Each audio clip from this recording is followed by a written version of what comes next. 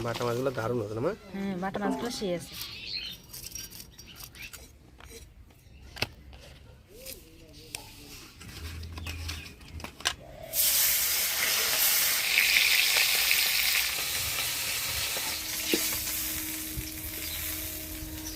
এবার আলু আর ফুলকপিটা ভাজি নিই।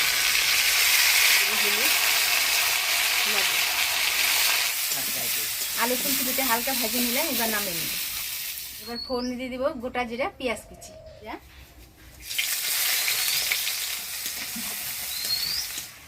দিয়ে দিব আদা বাটা, ধনিয়া জিরা বাটা, এবার দিয়ে দিব লঙ্কা বাটা, পরিমাণ মতো হলুদ, স্বাদ মতো লবণ। মশলাটা ভালো করে কষা নিলাম, এবার ভাজে রাখা আলু ফুলকপি দিয়ে দেব।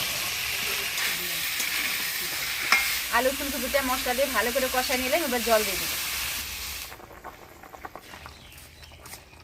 ঝোল জাল হয়ে গেছে, এবার ভাজে রাখা মাছগুলা দিয়ে দেব। দিয়ে দেবো কয়েকটা ঝোলের উপরে কাঁচা লঙ্কা। মাছগুলো ঝোলের উপরে দিয়ে দিলাম, তা আরও 1 মিনিট ঢাকা দিয়ে জাল দিয়ে দেব। বাটা মাছের ঝোল হয়ে গেছে, এবার ধনিয়া পাতার কুচি দিয়ে নামিয়ে দেব।